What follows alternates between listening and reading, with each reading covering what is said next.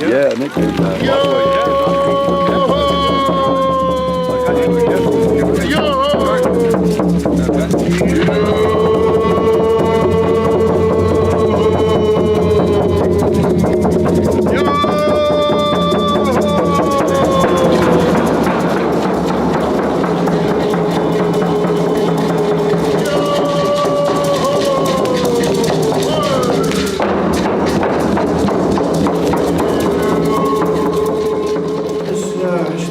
Today. This is the first time we've ever had all our chiefs and our families represented here to come and speak to you with one voice.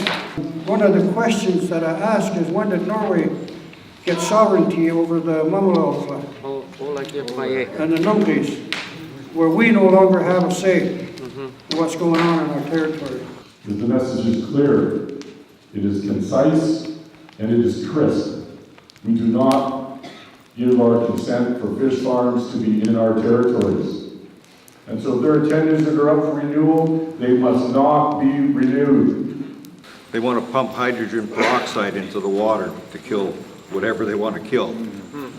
We demand that this isn't allowed as well. Fish farms are going to go, and the people involved in that will be seen as people with vision. With your help, we can do it real quick. We're still going to do it one way or the other. That land and water formed us. That is our origin story. That shaped our DNA for tens of thousands of years. So the people who know best than this are those of us that live within this area and see it directly. It is beyond accessing salmon for a sport fishery, beyond accessing salmon for a commercial fishery. It is not a livelihood, it is a life. And that is us. There will be no reconciliation if we are continued to be suppressed. This is what we're fighting for, all our generations. So no more. We want the fish farms out so we can survive. This is genocide on another level. We are poisoning a resource upon which a whole race of people are dependent. And we have the power together to eliminate that threat.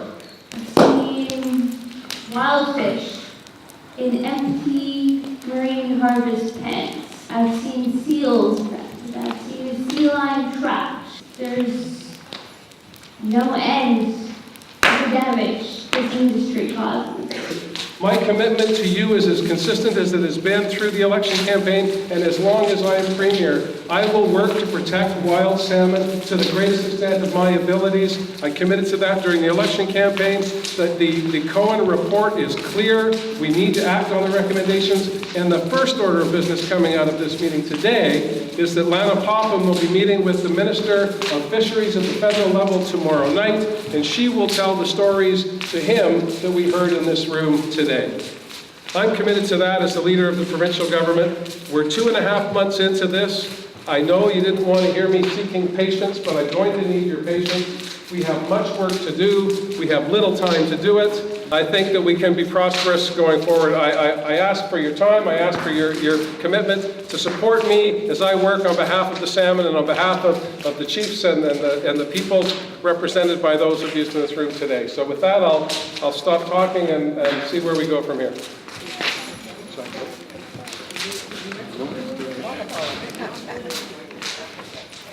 Thank you, Premier Horgan.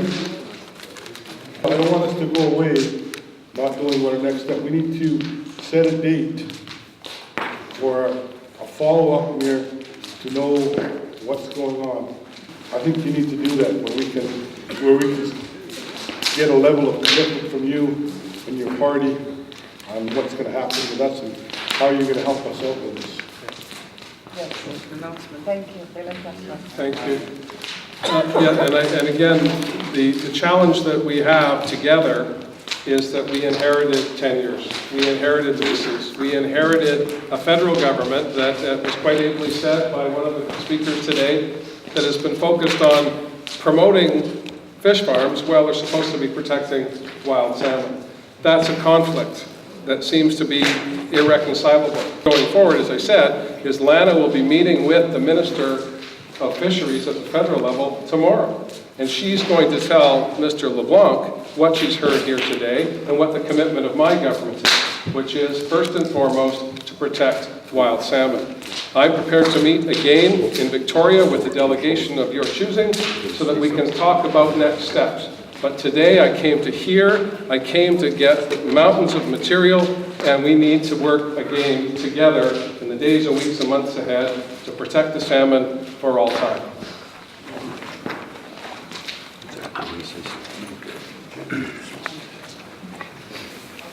Thank you very much. I don't need that microphone. I was born to be in a house like this one.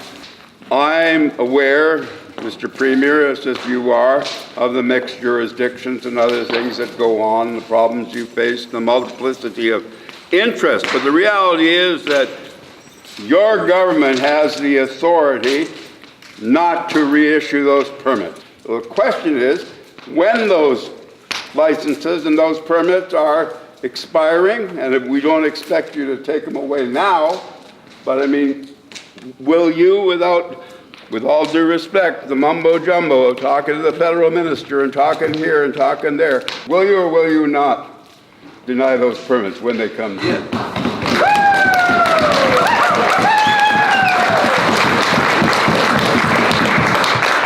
So the permits haven't expired, the permits haven't come to the table where we make our decision, like you do in this big house.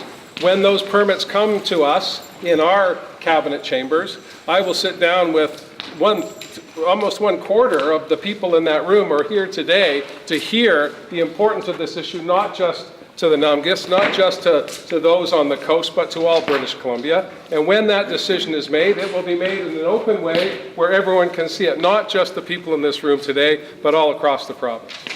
So the answer is you don't know. The answer is that the decision will be made when the lease comes due, which is next year, not today. Okay, but will you be prepared on the basis of what we've given you today to go back and tell those leaseholders that you should be concerned about the possibility that these things may not be renewed? There's nothing wrong with that. You don't need a cabinet meeting to do that. Yeah, what we're doing today, I think, is sending a pretty clear message to those that are in the business of open net fish farming that there is a large body of opinion against that activity. You're telling me, the leader of the new government, with members of my cabinet here today with me, how you feel about this, and we're going to take that into the decisions we make going forward. And I said at the start, I said during the election campaign, I said to you when I walked into this room, to this big house, that wild salmon are fundamental to who we are as British Columbians, and we will make decisions based on that now and into the future. Are you satisfied with how the TA went? Yeah. Nothing I can do to change it now, so I would say I have to be satisfied with it. I mean, he could have said within his jurisdiction that, we will, in all probability, not renew those permits. Yeah, no, that's fine. I'm glad to see, most importantly, I see all the people together. Yeah, and then the regalia to be in the big house. Been there for a midsummer 3 weeks most recently. I've spent Thanksgiving there. I'll spend Christmas and New Year's there too. I can do no matter what you say or anyone else. Because I'm going to be there until it's gone. And if you only cancel 2 leases, then I'll put on another province. So there's a that one's gone too. This is my home we're talking about, the health of my home. And this industry can't stay, it won't stay.